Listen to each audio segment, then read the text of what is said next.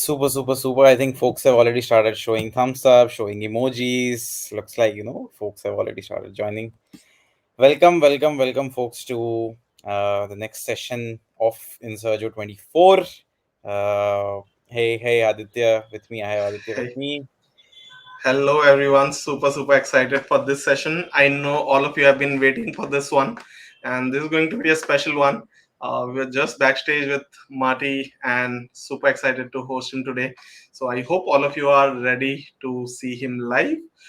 Before we bring him onto the stage, we have a fun pop quiz like every time for all of you. A different Yeah, format like usual, but get up for the pop quiz. If you're ready for the pop quiz, hit that thumbs up react and let us see your enthusiasm. Amazing. I see a lot of thumbs ups and a lot of people joining in on the chat. So welcome. Happy Friday again. I know it's late in India for a lot of you, but we'll definitely make it worth your time. So for the first absolutely. question, there we go. Guess the company name. It's all jumbled up, but guess the company name. This was the easy one. This was the easy Yeah, one. Nvidia. Abhay, did you catch yeah, who got it right? yeah. I Who got think it Saurabh, first? Saurabh with the first. Yeah, Fantastic. The answer is Nvidia. The next one's going to be a little difficult, so buckle up. Uh, Coming up in three, two, one. let's go.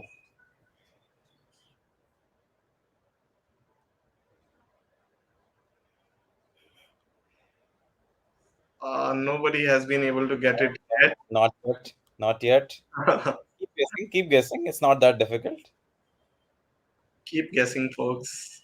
I don't think Yeah. anyone has got it yet. Something most of you would be using at least once a week, maybe once every 2 day. Very famous company. Very popular. Think global. Think global. Yeah,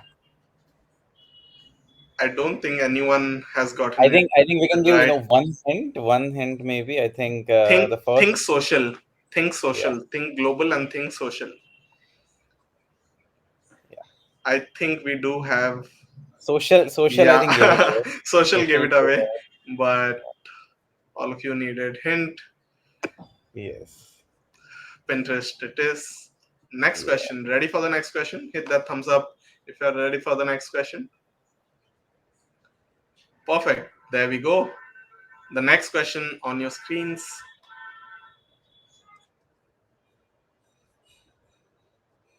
Wow, this was easy. This is the most trending company right now, so this one yeah. was easy. The answer definitely is OpenAI. Ready for the next one? I think this is something that everyone Sora, exactly. All of us are blown away by what they launched yesterday. So, on to the next question. On to the next question. Coming up in three, two, one. Let's go.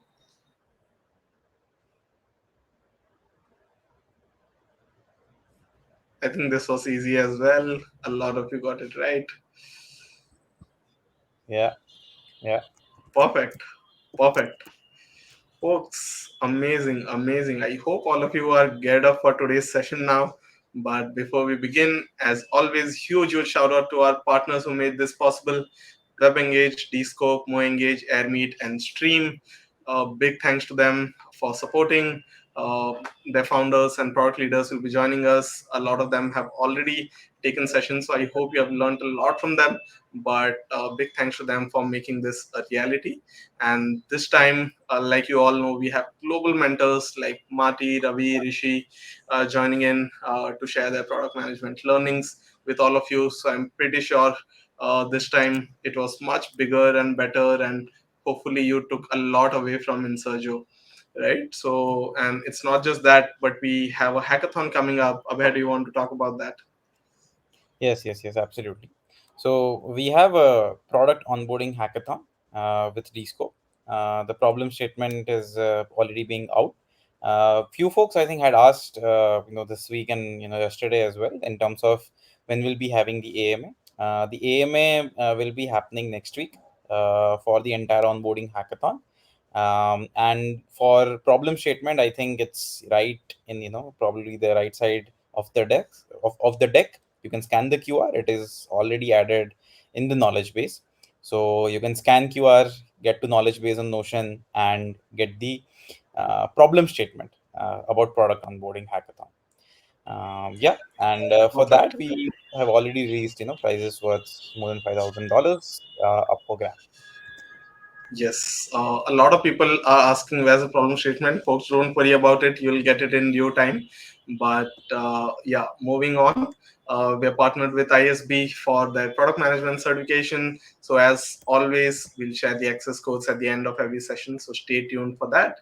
But not just this, but we have tons of other prizes for folks who take in notes and share that on social, right? Abhay, if you'd want to share about this on what they get on sharing notes. Sure, sure, sure. So, folks will be winning the in-session challenges. I think the one that we had, and we'll be directly getting, food treats from Swiggy directly being delivered by team product folks. Folks who will be sharing the best of their learnings on social media, they will be receiving swag kits, and few of the lucky winners will also be getting the Insurjo access as well. And other than that, I think we have already discussed on the last slide. There is product onboarding hackathon that is happening, where you have the chance to win up to $5,000. And specifically, I think, Aditya, you would probably like to cover the entire, ISB product management, course and the discounts. But Absolutely. We'll talk more about it after Marty's session. But, folks, I don't want to keep you all waiting. We have limited time with Marty and we want to make the most of it. So, please join me in welcoming Marty Cagan. He's the partner at SVPG. And more than that, I know you all have been big fans of Marty. We have been getting requests to bring him to the community. So super excited to welcome him in India. He has been a huge supporter of the community. He was here with us in the previous Insurjo as well. I'm sure we all will learn a lot. And this is an exclusive AMA session where we'll get to ask questions to Marty and get solutions to all your product management and career related questions. Marty, welcome to Insurjo. Oh, thanks for inviting me. Thanks to everybody who's staying up late at night to hear this. I hope it's better than sleep. Absolutely, Marty. They all are huge fans of you. You'd see that the chat is buzzing on your right.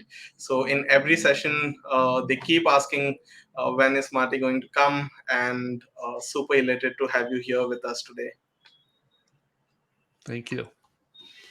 Awesome.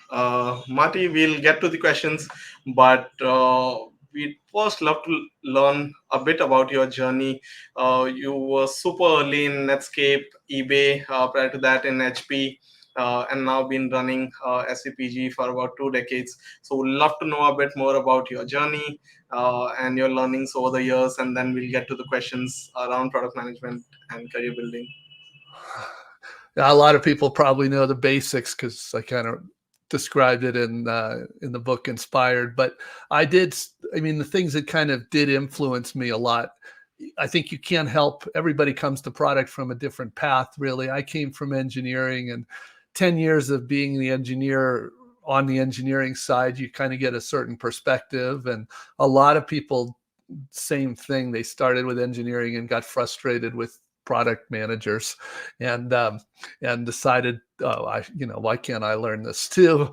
And so that drove me in that direction. But honestly, I've always been interested in not really product management as much as just product teams. Products come from product teams. They don't come from product managers. They come from product teams. So to me, what matters is having a really good product team.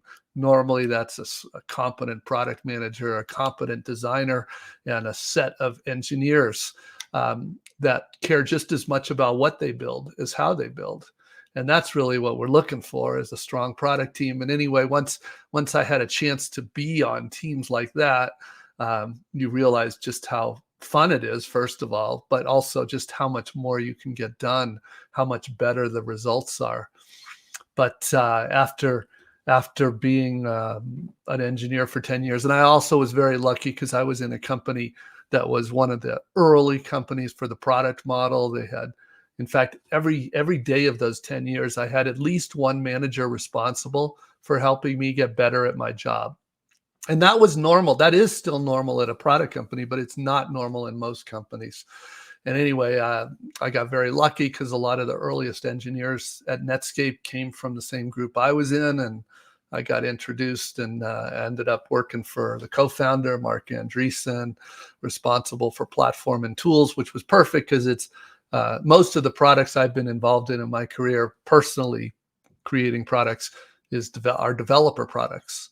And that's what that was, all developer products, and loved that. And then the exception to that was eBay, where it was a marketplace, as everybody knows. And so I got to learn about communities of buyers and sellers and global e-commerce. And that was also really interesting. But then after that, I just wanted to work with startups. So I started SVPG as a way to work with startups. And it just sort of spread from there because a lot of the people that we had worked with, I had worked with either at Netscape or at eBay, went off and did lots of companies.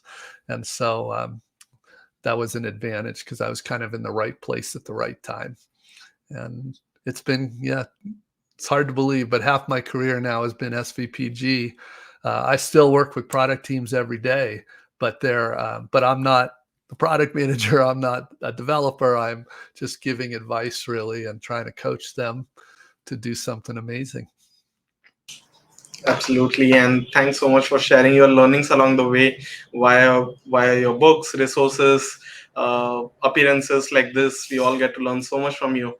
Marty, one pertinent question within the community has been around this whole advent of how AI will impact their jobs, right? We all are super curious about how the next few years are going to look like, especially for product managers, where a lot of it is just soft skills and communicating with people and getting things aligned and making sure that you are doing the right things, right? So what are your thoughts around that? How should one adapt to be relevant in the next few years as a product manager?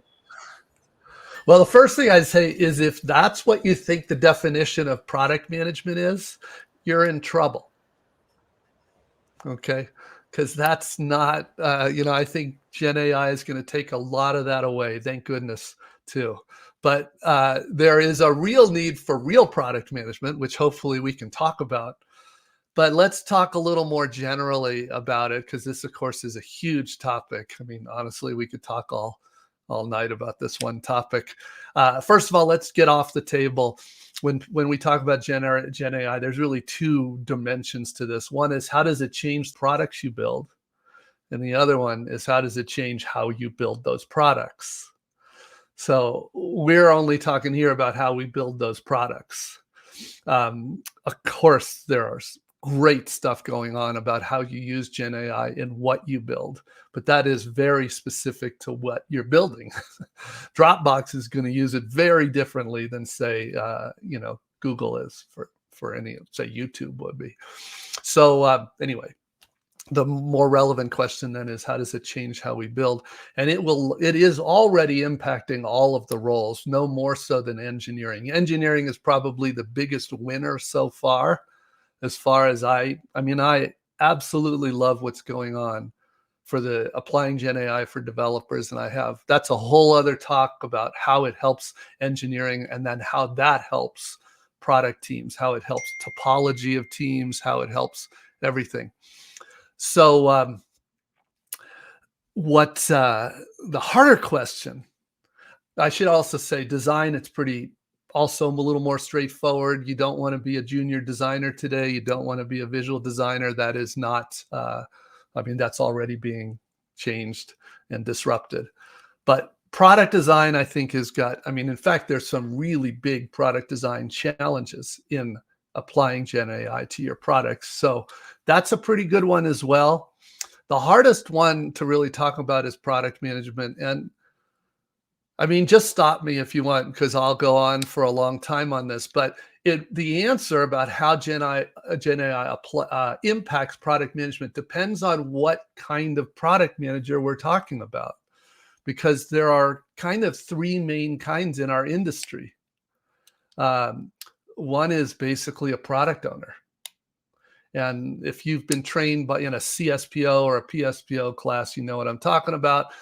That, I hope, dies out, because that has never been a useful job and it's not helpful. So I have really no interest and no need for product owners in a real product company. The second one is the problem one. This, like, the way you summarize product management sounded just like the way a feature team product manager is described, which is just a fancy title for a project manager. So, people who say, oh, it's all about coordination and communication and alignment and all that, just like, oh my God. Any project manager can do that at half the price of a product manager. So that is not the job in a real product company. That is not the job. We need so when you talk about the third kind, which we refer to, in Silicon Valley, we just call it real product manager. There's nothing special. The unfortunate part is everybody uses the same terms, but these are people who are creators, just like a designer and an engineer is a creator. A real product manager is a creator. They're responsible for creating solutions that are valuable and viable. That is not a project management job. That is a creation job. And that is very hard, requires very different expertise. That job, I think, only becomes more difficult and more critical when you're building Gen AI products, because there are a lot of viability issues. There are a lot of quality and design issues. There are a lot of value issues. So you need people who understand that. And so that's not a project manager. That's not a product owner. That's a real product manager. So then we can talk about, well, how does that... In fact, I'll share I haven't said this publicly yet, but I have changed my advice for the last, how long has it been since ChatGPT kind of really became more popular? Like 9 months now, something like that. And it's such a powerful tool, which we all know. So I started by telling people that when you're working on something like a written narrative, when you're working on something like a strategy, start there and then use your mind to make it better. What I realized is that was not really good advice, because when people start with the results of ChatGPT, they assume too much of what they're getting is actually right. The same thing happened with early search engines 20 years ago with Google, honestly. People had to learn how to use search engines competently. But anyway, this is harder because this is better disguised. It's a lot harder to know. So now what I tell people is, no, don't start with ChatGPT. Start with your brain, do the work, do the thinking, and then use ChatGPT to challenge your argument. Because honestly, one of the hardest things to coach product managers on, especially new product managers, and this is going to sound weird, but one of the most important and most difficult things is teaching people how to really think, how to think through hard problems. Because most people, when they take courses, they're not looking for how to think. They're looking for frameworks. They're looking for processes. They're looking for methodologies that can step them through, A, B, C, and I got a great product strategy. And of course, the first thing you learn in the real world is that is not how it works. And so this is a very difficult topic. It's a very difficult question, but we as an industry are still learning how to make the most out of the tools and understanding the real limitations. Absolutely. Thanks, Marty. Really appreciate you breaking down the roles of product manager versus a project manager. I'm pretty sure that if you were to put a poll here, a lot of people would fall into the second bucket, because that's how a lot of work happens, at least here in India, especially in early stage companies. So thanks so much for breaking it down so well. Yeah, but I just got to say, the reason it's true, what you just said is true, is because most of the people talking about it are actually describing that. So it just Right. becomes, it goes from, propagates, it gets worse. So, and I do Absolutely. my best to try to call this out and say, look, because I will Right. tell you, most people who are feature team product managers are not happy in their job. And that really bothers me.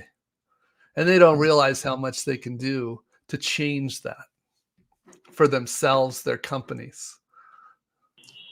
Fantastic. Marty, as an extension to this, since we are talking about how the role of a product manager is evolving, a lot of questions I see is around your book Inspired, and uh, what I can maybe sum up those questions and put it together is, if you were to publish third edition for Inspired, right? You have already published the second edition, uh, probably 5 years back. If you were to put a third edition, what are the top three updates that you would bring to that book? No, it's a great Maybe it question. could be And high level. Yeah. I believe I have one more book in me, and that's what I want it to be, a third edition of Inspired. And Perfect. honestly, most of the things I want to do, I already have. Like, for example, I want to talk a lot more about engineers.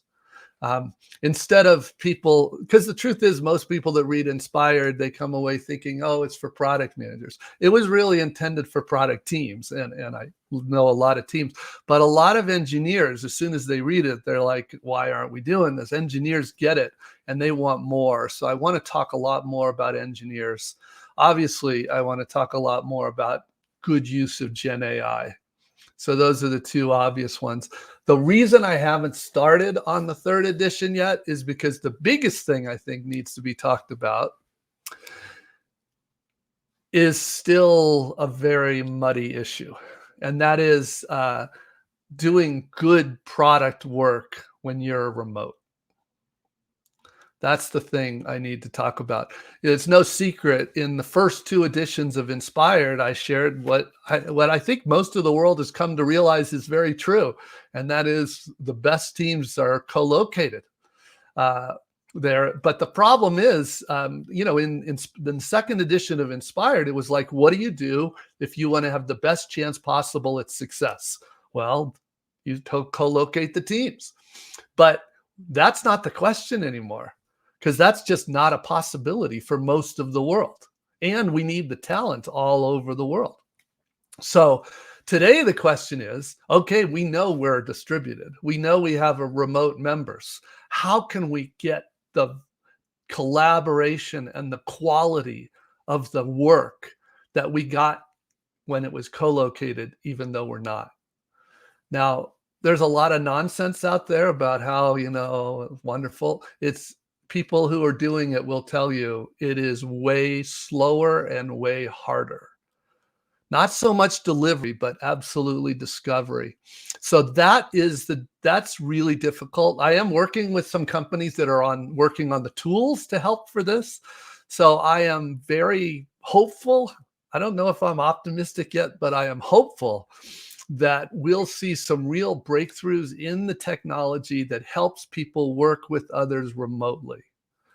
But the fundamental issue is we're dealing with humans, and humans behave much differently when they're together in a room than if they're spread out over the world. And that's sort of the root cause of the issues.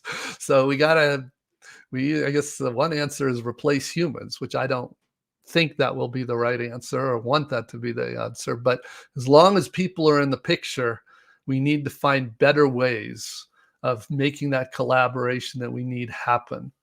And that's when I want to write the third edition, when I feel like we have good evidence that this really works. Absolutely. Definitely looking forward to the third edition. Abhay, do you want to pick the next one? Yeah. So, Marty, most of the people in the audience have asked kind of a mix of the question that I'm trying to put, but basically they all are into early, product career into the journey, like, maybe PM1, PM2, analyst kind of, positions.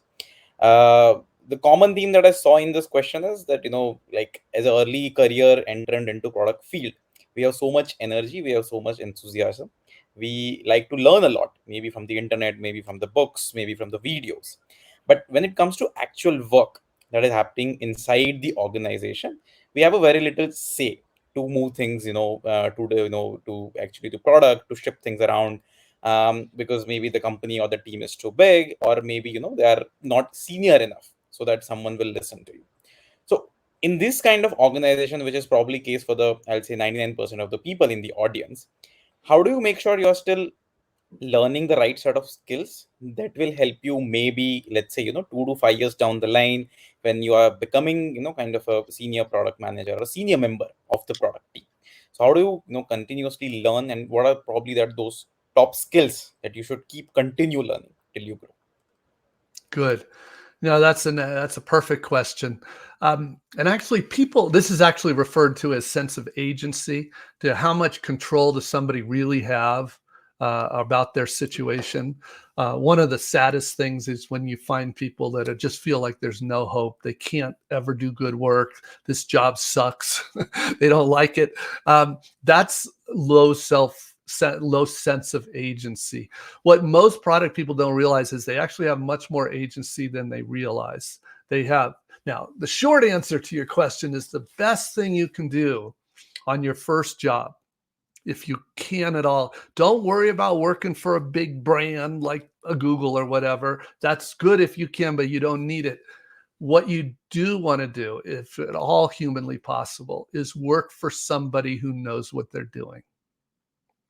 It is so different if you can work for somebody who's been there, done that.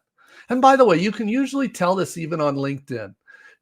Obviously you're being interviewed for a job and you should convince them you're going to be great, but you also are looking at them and you want to understand, who would your boss be, your manager, direct manager. And you want to know if that person has actually been there, done that at a good product company. Because if so, anything you can do to work for that person is a gift, and you want to take care of that. Do everything you can. Tell the person, I'm really here because of you. I want to work for you. I want to learn what you've learned. I want you, you tell me what to focus on, I will do it. That's what you want. Because even a year working for somebody who knows what they're doing as a manager will completely change the trajectory of your career.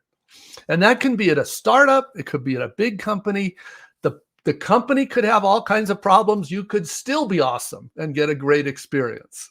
So that matters more. And I would say even in great product companies, there are always, there are bad managers there too.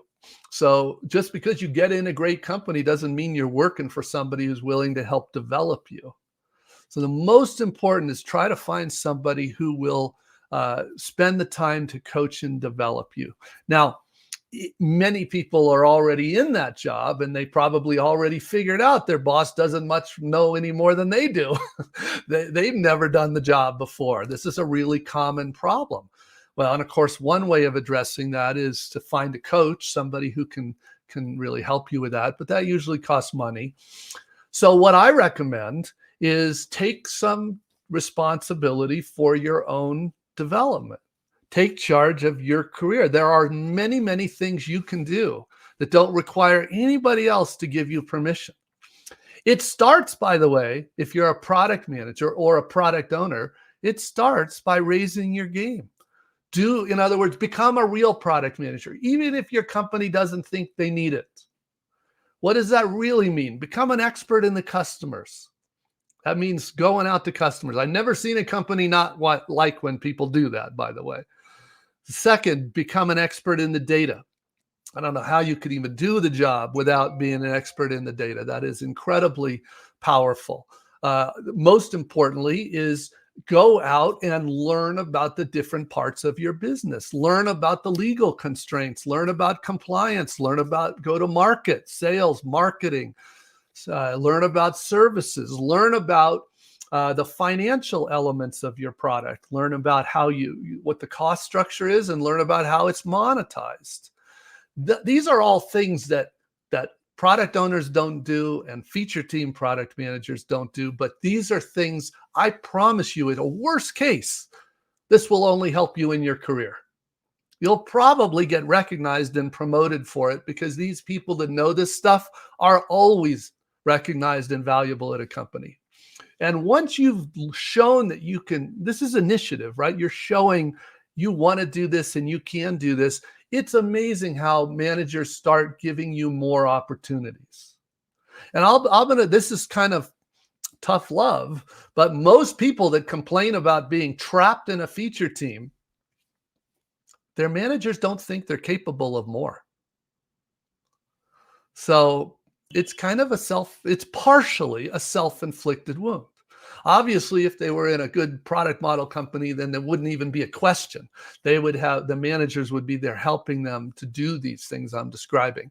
But my point is, you can do a lot, way more than you think you can. Perfect. Thanks so much for putting it so well. I think a very important point that you mentioned is finding the right product teams, finding the right people to work with, right? And a lot of people who are joining in today, they are either looking to get into product management from a different field, or they are looking to get into a better product management role in their careers, right? What are some heuristics, or what are some things that you keep in mind while finding the right company, finding the right product team to work with? Well, just to highlight here and reinforce this, there's really two things you're looking at. One is, how does the company work? And the other is, who would your manager be, and do they actually care about developing you as a professional? Those are the two things you're really looking for. And the one we care about the most is the second. Because even if you come into a company that has no clue what they're doing, they're very old school, if you have a manager that's good, you will learn and do a lot.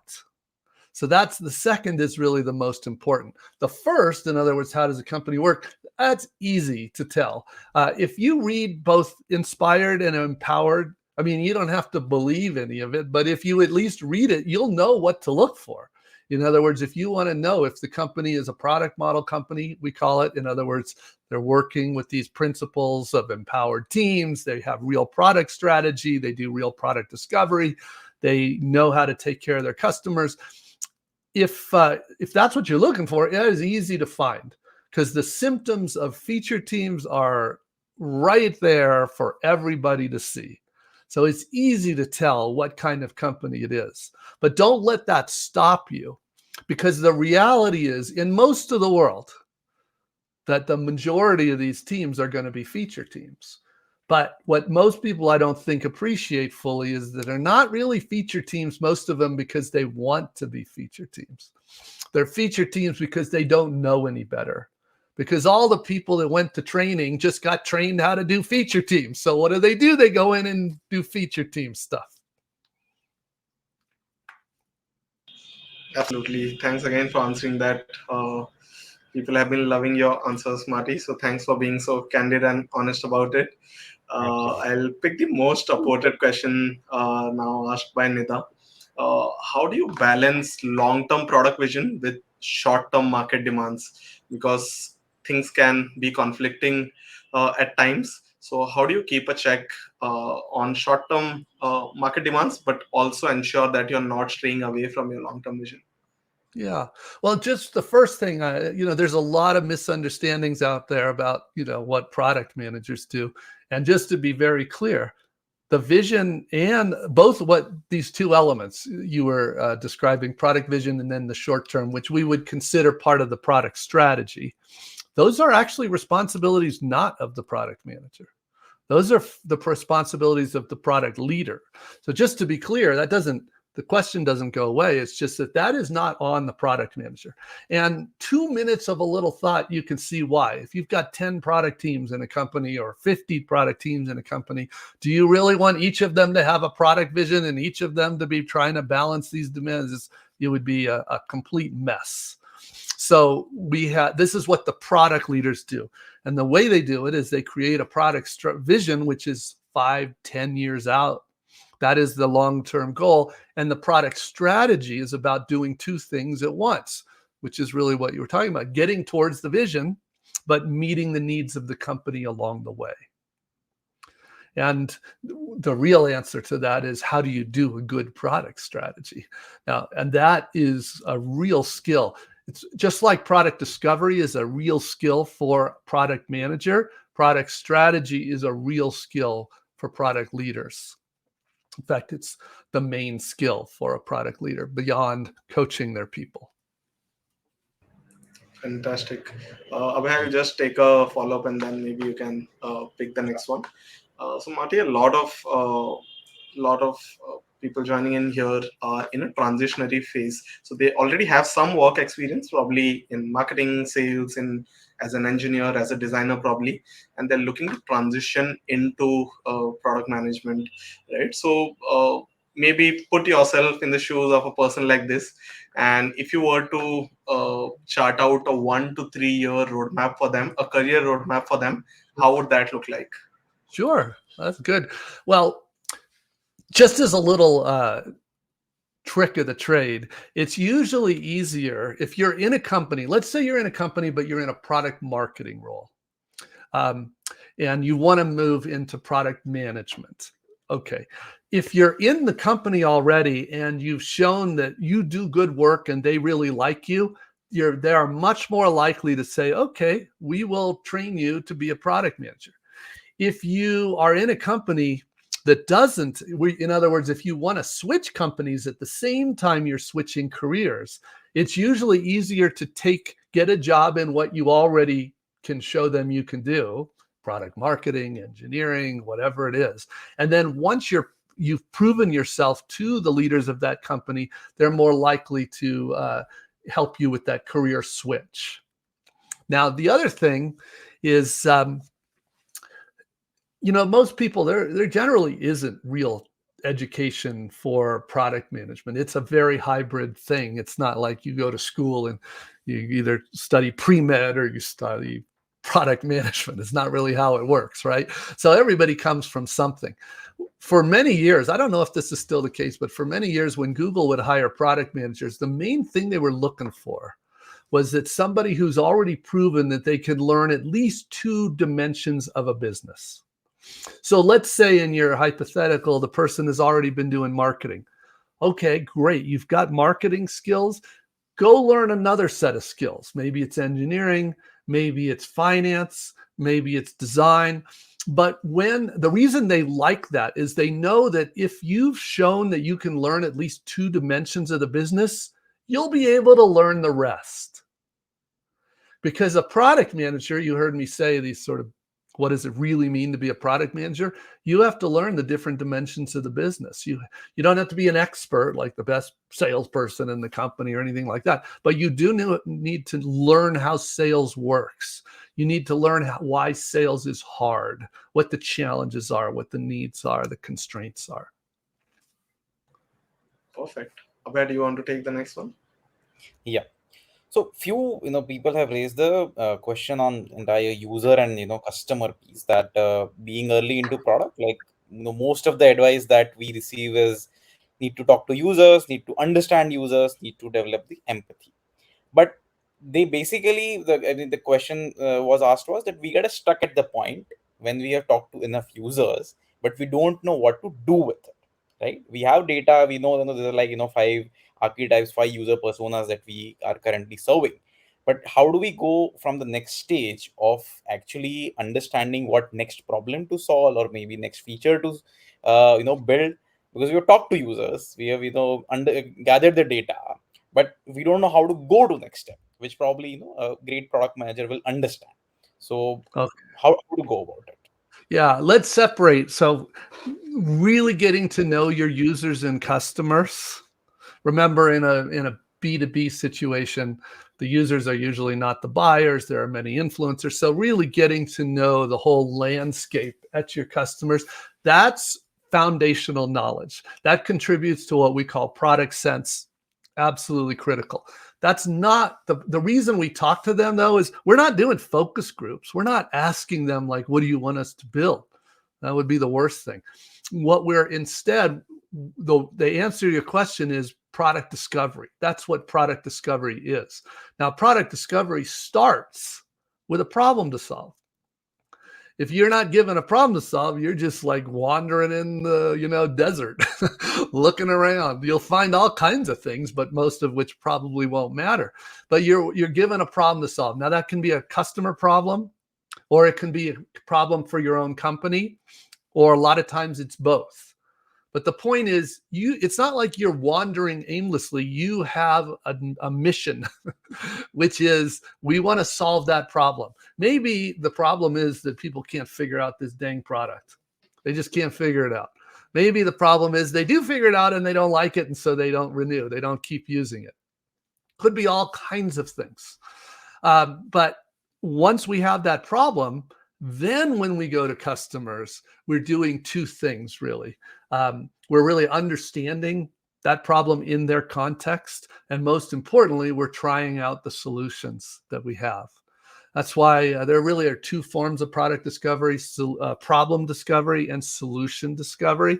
But most of the time we spend is in solution discovery. What does that really mean? You have a prototype of the solution, and you're seeing two things if you can get answered. One is, could they use it? Like, can they figure out how to do what they need to do, solve their problem?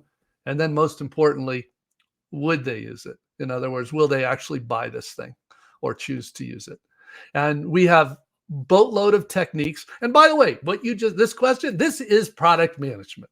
90% of product management is what we're just talking about now. And yet feature team product managers do none of this. Product owners do none of this. But this is where great products come from. We are testing those things together and we are converging. We're doing many, many iterations and we're converging on something that is a solution that's valuable, usable, feasible, and viable. And that comes by testing this out on our users, testing it on our stakeholders, and also on our developers to make sure they can build it.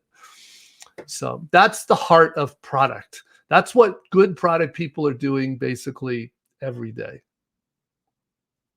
And if you didn't learn the techniques, let me just say, I'm not trying to beat a dead horse here, but if you haven't learned the techniques of doing this, then you haven't really started learning product management yet.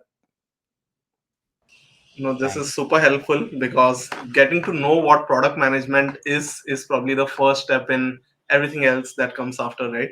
So great that you are reiterating the focal point of it. So thanks for that.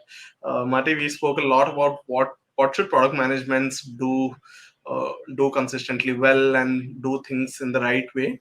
What are some of the most common mistakes that you have witnessed in your years of mentoring and coaching other product managers? Are there some common areas where you see a lot of young PMs kind of go divergent on? Wow, there's so many things that, people can, there's a lot of anti-patterns out there for sure. Probably the highest order anti-pattern is what we've really been talking about is they don't even understand what product management is. They're not even doing the right job. And that's pretty, if that's the path somebody's on, you can predict what you're going to see. And they're going to be frustrated. However, let's say they are serious on it. Now it's a question of really two things. Do they know the skills? Like maybe, they understand product discovery, but in their company, they really focus on only the quantitative skills, not the qualitative. So they're kind of, we say, fighting with one arm tied behind your back. You don't have all the tools you need. That's a pattern for sure. And we can easily help with that. A good manager can say, oh, well, you just never have tried out or learned these other techniques. You just need to learn the techniques that are relevant. And it's really not that hard. If you have a manager that has any idea what he or she is doing, learning the skills and techniques is not hard. The harder stuff is more inside the minds, referred to as mindset, culture, behaviors. So, for example, I already hinted at a couple of them. One was trying to get people to really think. Product management of all the roles is so much about thinking through hard problems and knowing where to look and where not to look. Like, it's not going to come from a process. It's not going to come from a framework. You really have to drill down. Now, we do have techniques to help thinking. The written narrative is my favorite, but helping somebody develop those real critical thinking skills, that's key. Another one is this sense of agency. Helping people realize that it's not just okay for them to do these things like going out and talking to customers and testing and trying out different approaches, but that's what they're paid to do. That's what they're supposed to do. Agency or sense of ownership is a big one. There's there's like a dozen things like this that have to go with their mindset about what they think their job really is and how they, the skills they bring to the table for that. Marty, one interesting point that you brought up again is a sense of ownership and agency, and we keep hearing a lot about these two words in the product management space, right? If I'm a new product manager, I'm just entering the space. How do I go about building my sense of ownership? How do I go about strengthening my agency? Are there some practical or tactical tips that you could share, which I can, which are actionable for me as a new product manager? I mean, this is very much a discussion that really needs to happen between the manager and the person. That's why I was saying the most important thing is to find a manager that knows what they're doing to give you this one-on-one coaching. So for example, I mean, some people very naturally have a high sense of agency. And just as an aside, I've been working with teams from India for years, and I found that is a cultural advantage. I find that people want this. Now, they don't always given permission to. That's a different issue, but they want to. So in some parts of the world, they don't necessarily want to.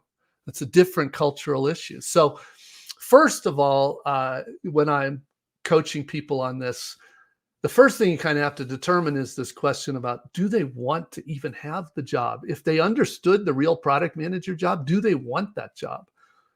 In other words, do they think of their job as a career, or they just think of it as a paycheck? You have to really care if you want to do the job we're talking about here. And good news is most people do, but not everybody does. A more common problem, sort of leading to this lack of agency, is they're scared.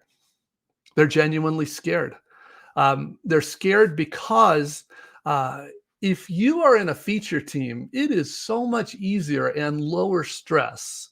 The reason for that is because you're just doing what you've been told to do. That's what feature teams are. They're given a roadmap of features, and they're just told to knock them out. And so how stressful is it to say my responsibility is to communicate and coordinate with everybody. I mean, that's a project manager. It's not the most stressful job in the world. Fine. But now let's say you are told you are accountable to an outcome. And that means you have to actually put out there the solution that you think is going to work. And what happens then if it doesn't work? That scares the hell out of a lot of people. And they're like, what do I know? I'm just a new, product manager. And so a lot of managers that are coaching their people are like, it's okay. We're going to show you that is your job. We're going to show you how to fail safely and quickly if there is a problem. It's not really failure, it's learning. We're going to show you how to run these tests in ways that protect our revenue and protect our reputation and protect our customers. So you're helped along to realize that it's not only okay for you to take these risks, but it's your job to take those risks. And maybe the third anti-pattern is there are other people that think that, and I'm not a psychologist, don't get me wrong, I just see these behaviors, which is a lot of people think they're not worthy of making these decisions. It's like, I'm not a vice president. How can I be making these decisions? And it's like, no, that's actually your job, is to make those decisions. So, in order to coach somebody on this, first of all, you have to have some trust there, right? If I'm coaching you, you have to know that I'm not setting you up to fail. I'm setting you up to succeed. I'm helping you to develop these skills that you'll need. You only believe that if we know each other and trust each other. That's why it's so important that you find a manager that knows what they're doing and is willing to coach you on this. Perfect. Abhay, we just have 10 minutes. Maybe you want to take a last one, and then I'll probably wrap it up. Yeah. Yeah, so few people had asked in chat and also in the Q&A tab. I think throughout the session, Marty, you have spoken a lot on the importance of good product team, right? So can you probably give a bit detailed answer on what is a good product team? Let's say maybe in Google, there is a product team A, product team B. Like, is it just a leader? Is it how they approach the problem? Is it how they construct the roadmap? What exactly is a good product team? Okay, well, there's two dimensions to this. One is what is the competencies of the team, and then is what do those teams do, right? Without the competencies, without the skills on a team, they're not going to be able to do what they need to do. And by the way, this is what we define. We've adopted the term the product operating model to describe this, because for years we just said, do you want to work like the best or do you want to work like the rest? And we needed a way to really be a little more precise than just say work like the best. And those competencies are really 4 competencies that make up, well, 3 of them make up a team, and the 4th one are the leaders, which are responsible for creating these teams.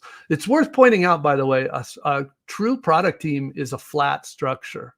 That means nobody's the boss of anybody else. This is a flat thing. And everybody on the team is an individual contributor. That's important. Product manager is not the boss of anybody. That's a common old anti-pattern. But it does start with a product manager that we've been talking about. In other words, if the kind of product manager you have is a feature team product manager, your engineers and your designers will rightly say, why are they even here? We don't need them. And in a lot of the world, that's exactly what's happening. Companies are realizing that they don't need feature team product managers. Because how much harder is it for the tech lead or the engineering manager or the designer to pick up the coordination responsibilities if that's what's going on? On the other hand, if you want the product team to make decisions about what to build, then you need certain skills that the designer and the product and the engineers don't have. And that's why we need a serious product manager and a serious designer and at least one serious senior engineer, which is the tech lead. Those are the cross-functional skills. A lot of people refer to this as the product trio or the triad. There's all kinds of words for this. But the point is, for most products, product design and engineering are those key core competencies.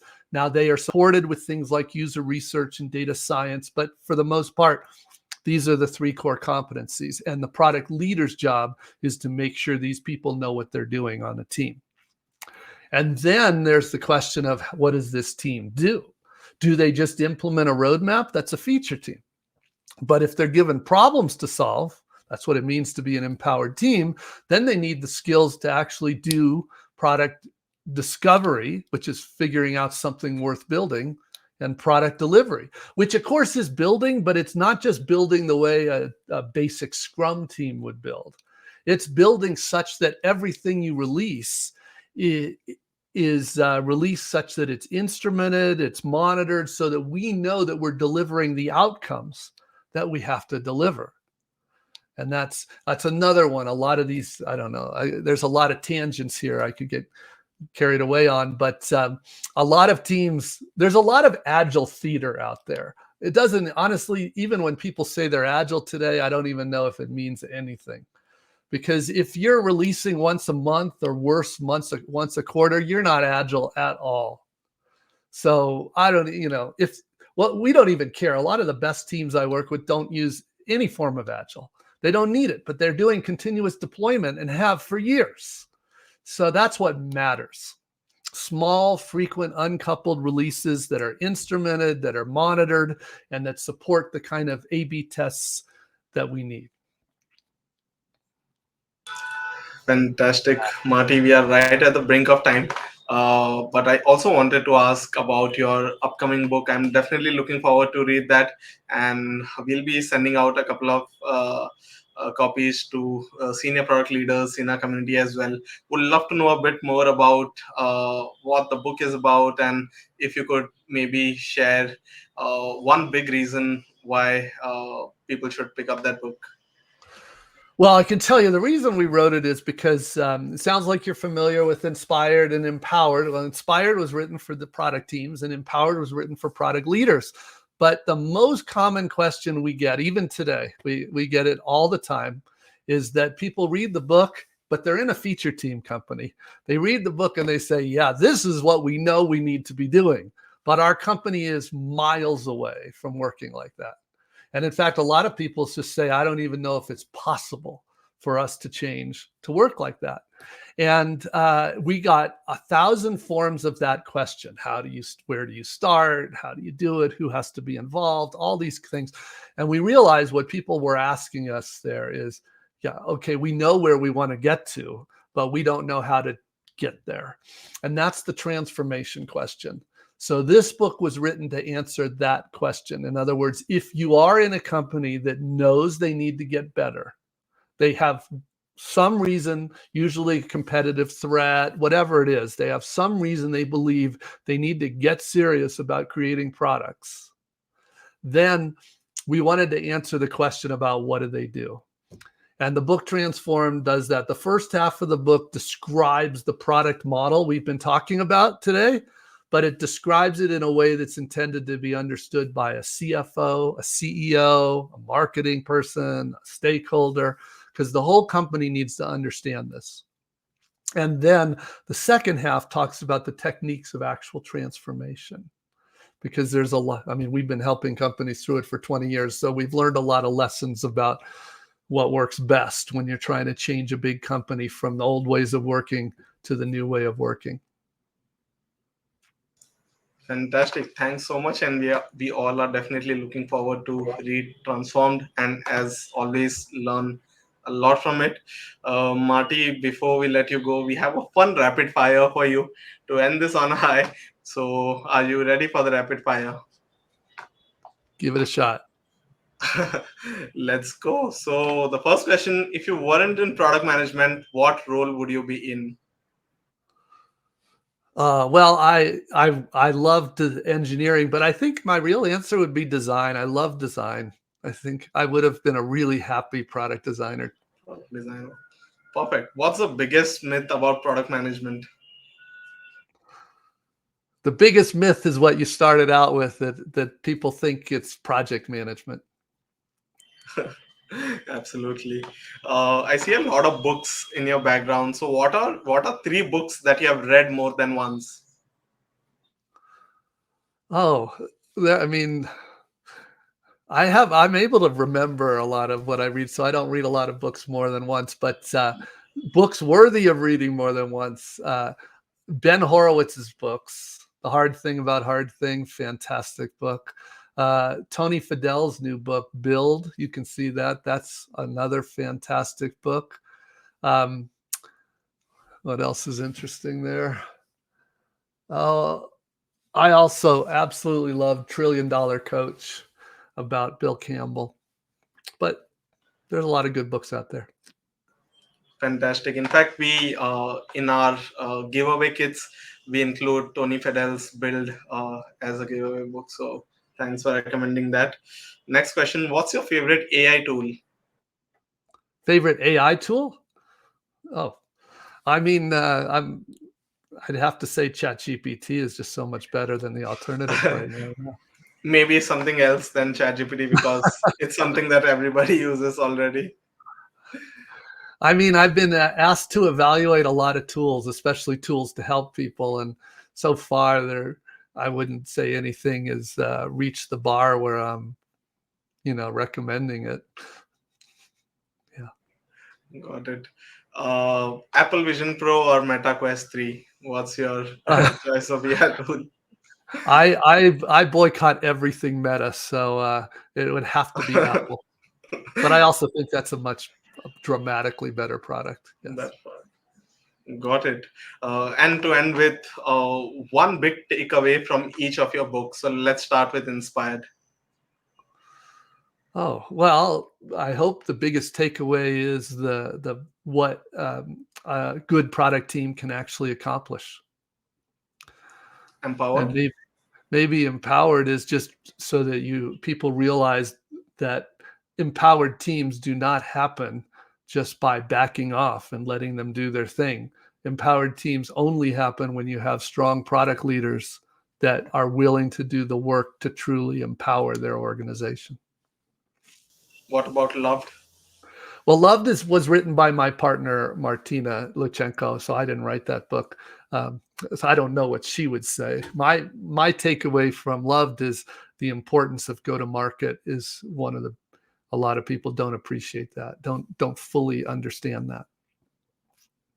Fantastic, fantastic. Thanks so much for answering, Marty. That's all the questions that we had. We have hundreds of other questions in the Q&A tab, but I know we'll be able to spend the entire night on questions.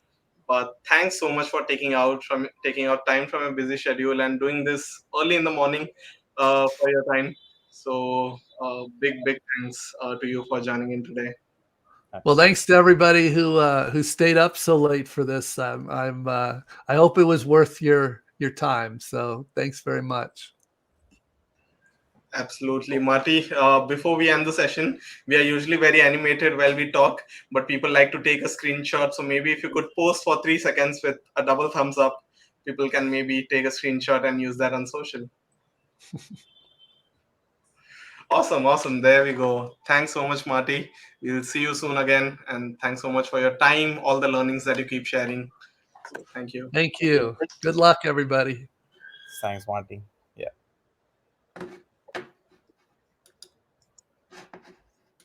Fantastic, folks. That was a power packed session. And I'm so glad that we could manage to do a complete AMA with Marty. I know no time is enough with him, but we could manage to pull out 60 minutes off his busy schedule today. So I hope all of you took back a lot from it. We tried asking the most supported questions, but we definitely can never get enough of it. So thanks so much for keeping the questions interesting, and I hope you really enjoyed it. We'll share a bit more about Insurjo and the next few days that's coming up. But if there are any questions about the program, about what's coming up, please put them in the chat, and we'll be around for a couple of more minutes so we can answer them.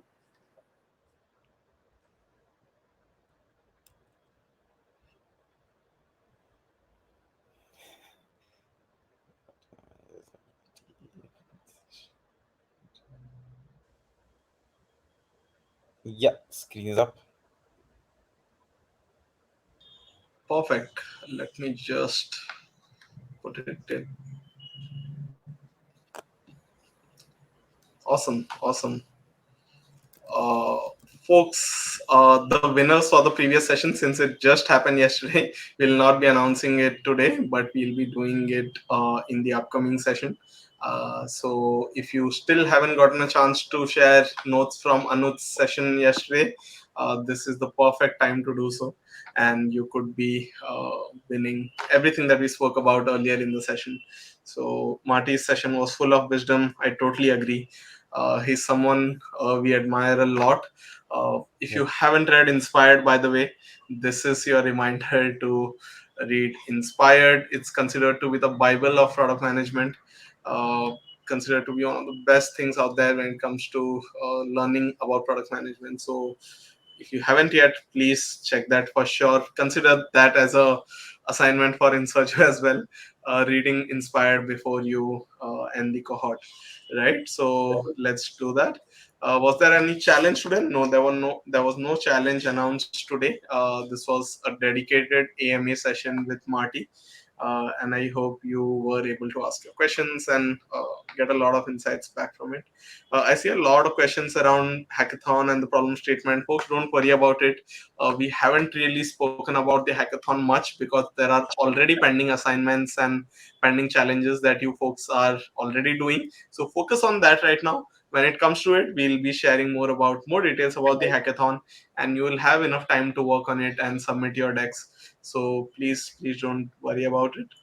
And yeah, Abhijit has shared the link in case if you want to check it out. It's a great way to be primed up about the hackathon, but no actionable right now, so don't worry about it at all. Marty is the god of product management. I totally agree. He's the best out there, and he was super honest and candid. I loved how he clearly differentiated what a role of a project manager is and what a product manager does. So I hope you were able to take back a lot from that. Uh, back to the ISB access codes. I'm just putting it in the chat here in case if you are looking for a product management certification. ISB offers a product management program where you can learn through live master classes along with a lot of interesting learnings from their faculty. So exclusively for TPF members, you get a 5% off. I'm just pinning it in the chat here. So in case if you want to check it out, please do. And apart from that, we'll probably go back to the milestone slide. But here for 2 more minutes, since this was a dedicated AMA session, I think we probably took all the questions that we had about product management in general. But if you have any particular questions about the course, then happy to answer that. I missed the beginning of the session where we'll just go to our YouTube channel, just search for the product folks, and you'll be able to watch the video from the beginning. It only stays live for the next 2 days, so make sure that you do it within this weekend. But deadline for mini challenges, everything's mentioned in the knowledge base. It's right at the bottom left of your screen. So scan the QR there, and you'll have access to the knowledge base where you'll have all the details about the mini challenges, the deadlines, pretty much everything that you need to know. Else, all of us Yeah. are active on Slack. We also have WhatsApp groups, so make sure that you are available there. Uh, Please add Anut's challenge in Notion. Anut's challenge can be found in his session link. You can also go through the entire session on YouTube. We'll also add that to the knowledge base if it's not there already. Mm. Deadline for Dscope tear down. Don't worry about the deadline for the Dscope hackathon Also, I now. think, yeah, we should, you should keep focusing on completing the assignments, Right. because every session, now we are only left with, I think, two more sessions. So if you are, still, lagging behind, you have not shared the notes on LinkedIn, Twitter, or if you're not finished, some of the mini assignments, focus on completing it. The entire reason of this entire cohort is that you learn and you finish the assignment. It's not that deadline is tomorrow, then you finish maybe in 1 hour, or 2 hours or something. The goal is that you learn, you finish the assignments, and you learn by completing the entire assignments that we have throughout the cohort. Fantastic, folks. If there are no questions, we'll probably wrap this up. Link for today's session, you can just check it out on our channel, the product folks. Can someone drop the Notion page?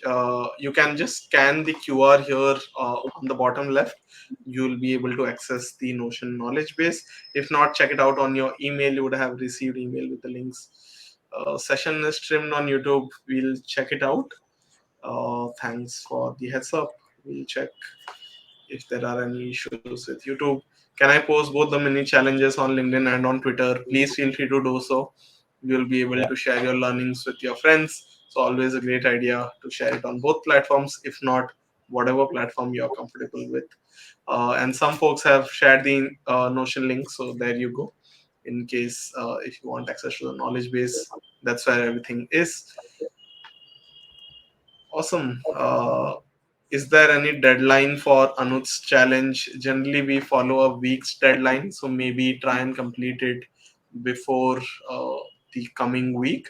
But more than that, these challenges are to help you hone your product skills and help you make use of the learnings from the session and then apply it in real time, right?